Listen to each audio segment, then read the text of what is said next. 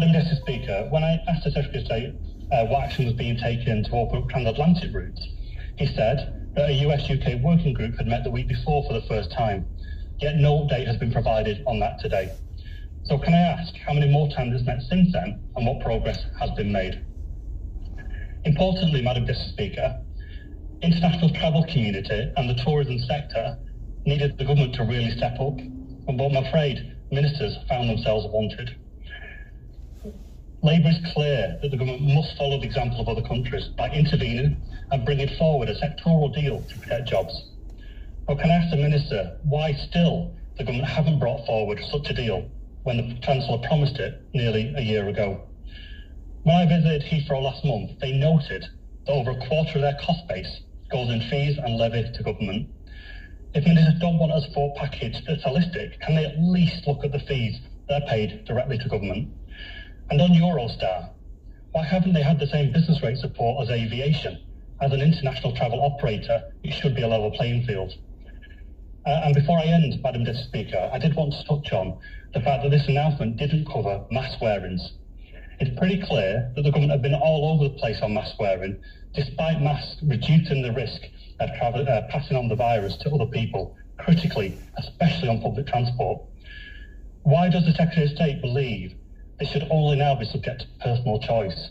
And like me, will he commit to continuing to wear his mask on public transport?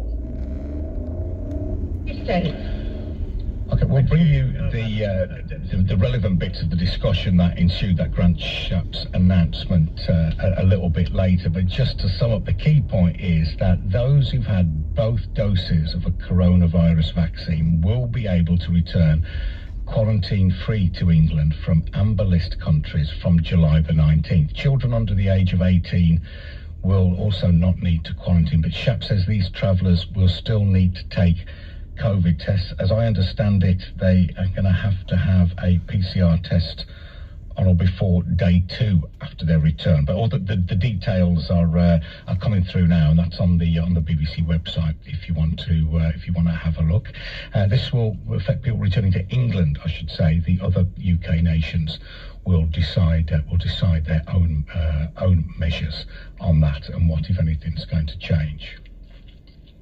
It's just gone 11:45 at Wembley last night, as well as Prince William, the Prime Minister. Assalamu alaikum warahmatullahi wabarakatuh. Waxaan filayaa inaad wada dhegeysanaysiin wadamada ambarka iyo dadka labada tilaal qaba. Warbixintaas waxaa laga soo gudbinayay baarlamaanka wadankan Ingiriiska. إن شاء الله وركاني كل أنت إنجليز كتقانا وحن جعل إني فهمين أنت كلن هدو إله سبحانه وتعالى أورالي وكنا خذو ما أنت مرك هذا موجودا قاريان وضمان يسوع تجلس أنا وربحني إذا سوق بيه إن ورك ودن كان بريتن أيان إذن كوجو سوق بندونه هدو إيه سبحانه وتعالى أورالي وكنا خذو وبالله التوفيق وسالم دورة. السلام عليكم ورحمة الله وبركاته.